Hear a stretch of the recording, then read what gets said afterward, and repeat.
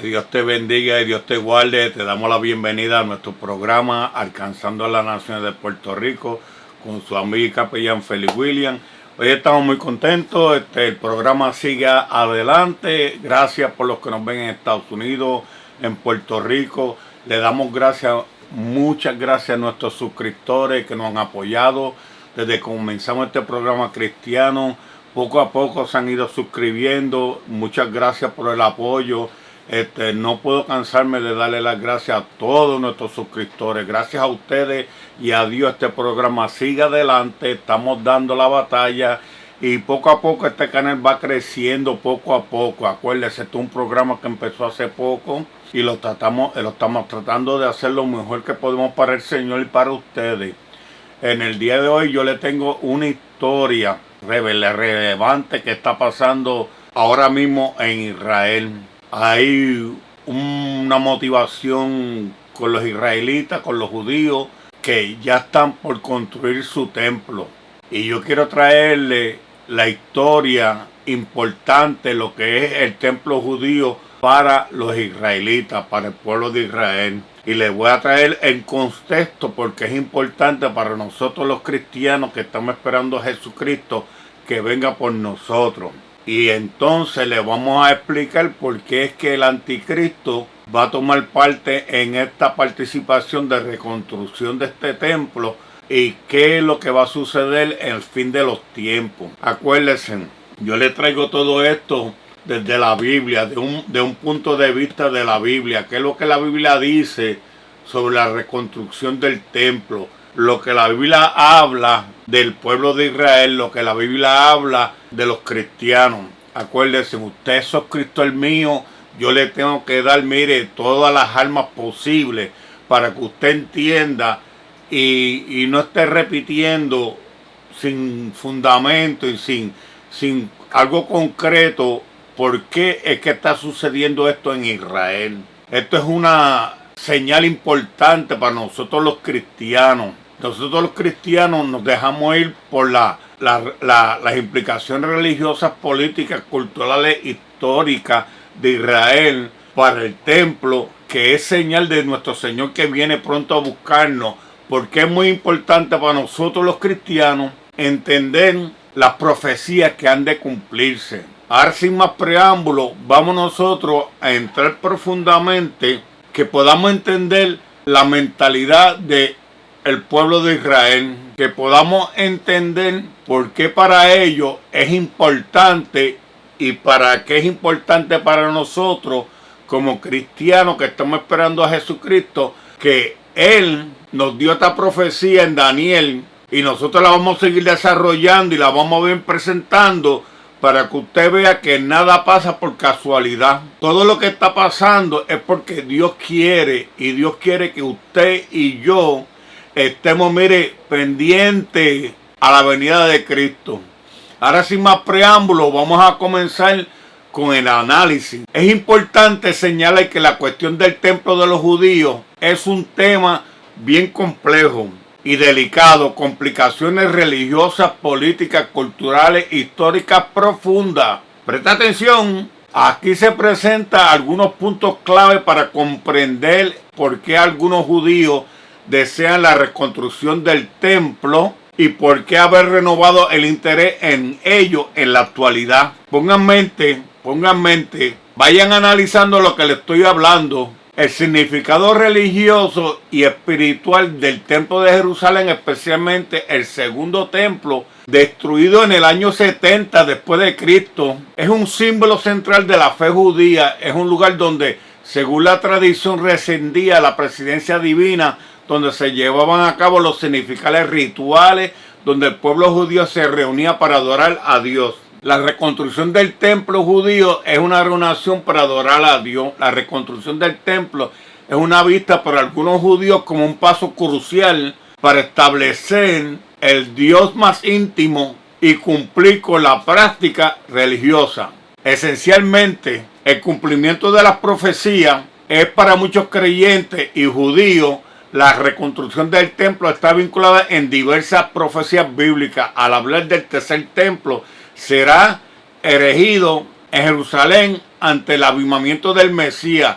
La realización de estas profecías es un objetivo espiritual importante para algunos sectores dentro del judaísmo. La vinculación de la identidad de la historia judía, el templo representa aspecto fundamental de la identidad judía y su historia es la reconstrucción de los templos que ha sido el evento trágicamente en memoria colectivamente del pueblo judío, y la reconstrucción del templo es percibe como una forma de restauración la gloriosa pasada afirmación de la continuidad histórica cultural judía. Mire cómo le estamos hablando, cultural judía. Presta atención, las reclamaciones territoriales y soberanía de Jerusalén, la particular del monte del templo donde se ubica el templo original, es lugar de gran importancia para todos los judíos como para los musulmanes. La reconstrucción del templo se asocia a menudo con reclamaciones territoriales sobre la área que tiene implicaciones políticas significativas, contextos, conflictos árabes,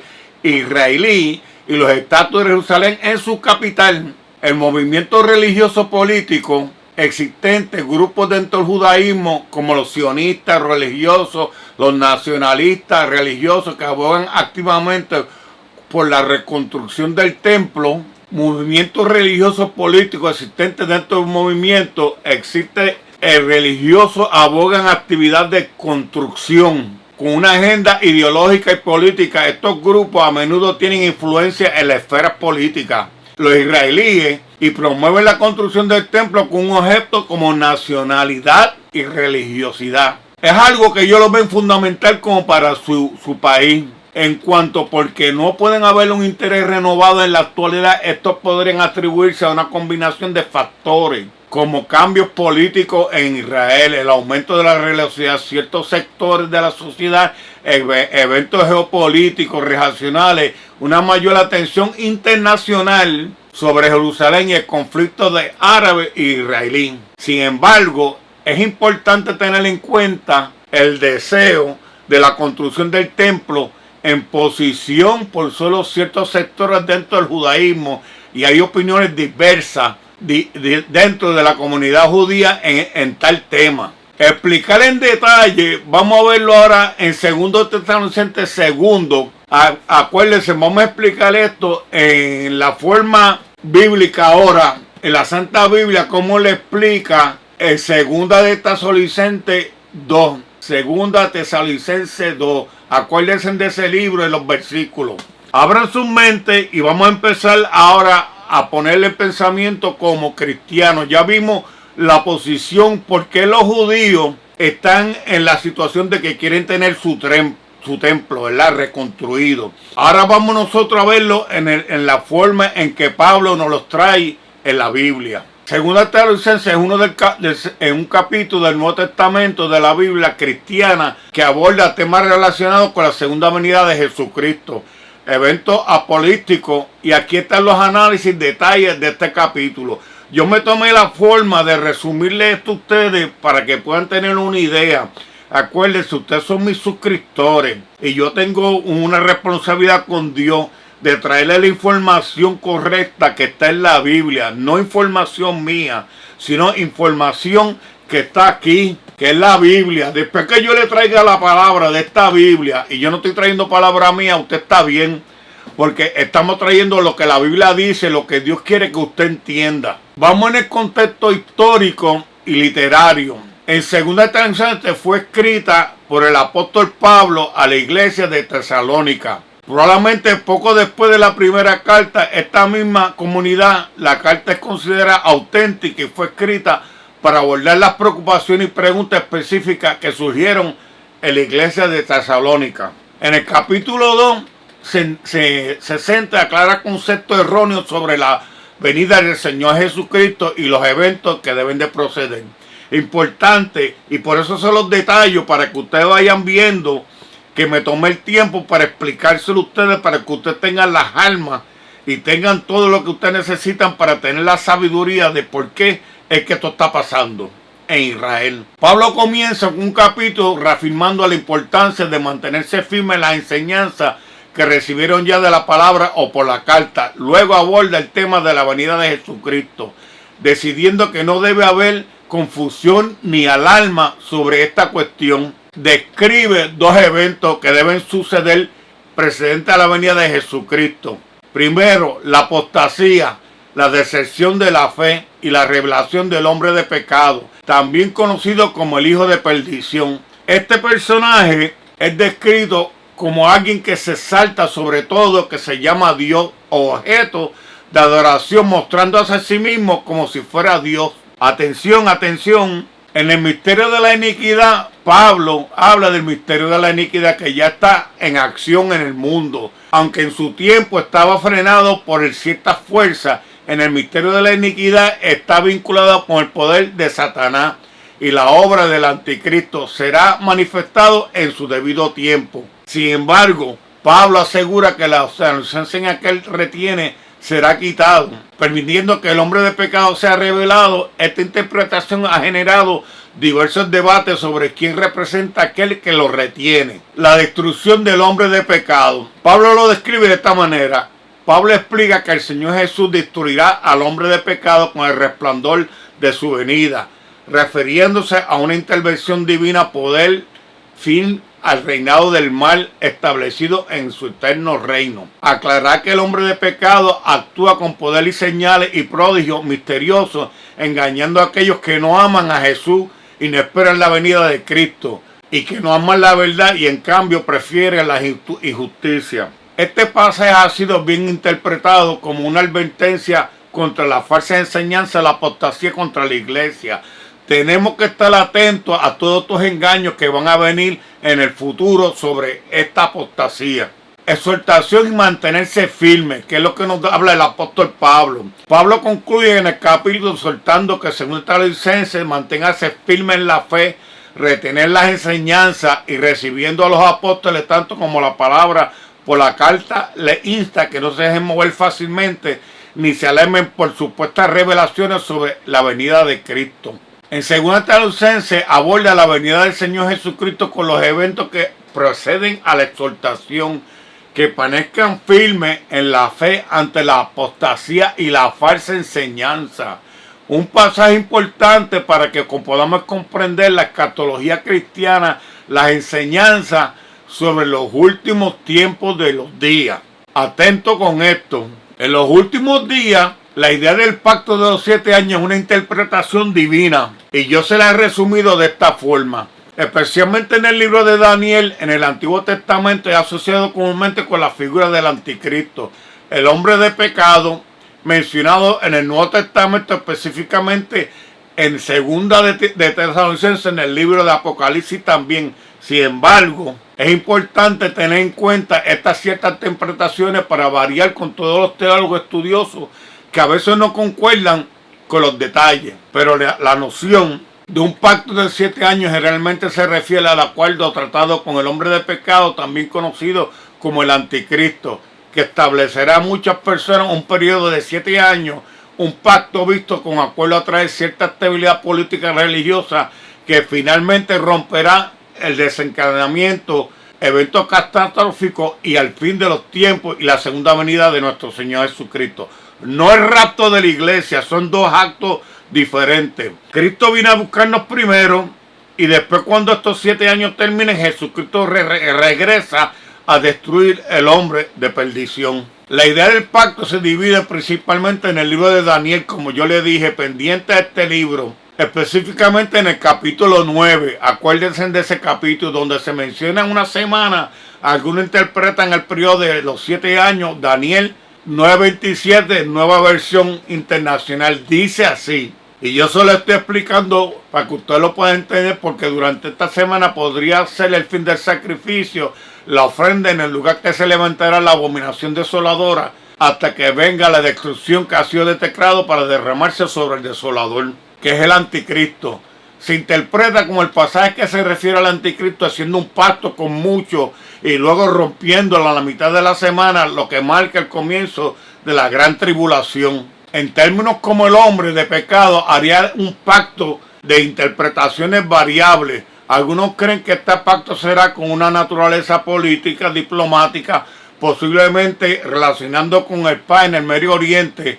Otros creen que podría ser parte de un pacto religioso con un acuerdo que afecte el acceso al monte del Templo de Jerusalén y los derechos del culto del contexto religioso judío. Acuérdense que ellos tienen que hacer este culto según ellos para Jehová, para Yahvé. En cualquier caso, es importante entender que en cuanto a estas interpretaciones por parte de la escatología cristiana se puede variar en diferentes tradiciones religiosas y teológicas, puntos de vista hermenéuticos. Muchos cristianos están en estos eventos en parte un plan profético. Muchos cristianos estos eventos los tienen en desarrollo para el futuro, pero las interpretaciones específicas pueden diferir. ¿Por qué?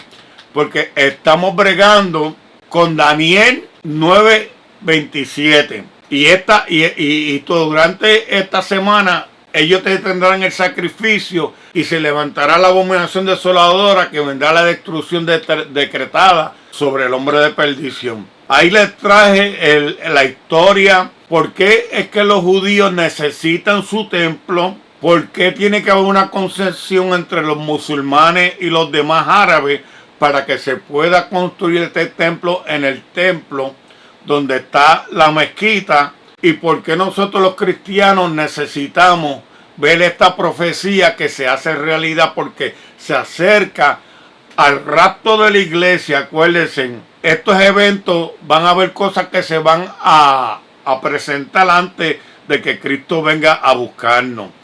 Va a venir la apostasía, una apostasía que nunca se ha visto. Se va a revelar el hombre de perdición, donde va a ser este tratado de paz con todos estos árabes, todos estos pueblos religiosos y con Israel para que puedan construir su templo y puedan empezar a hacer la adoración a su Dios.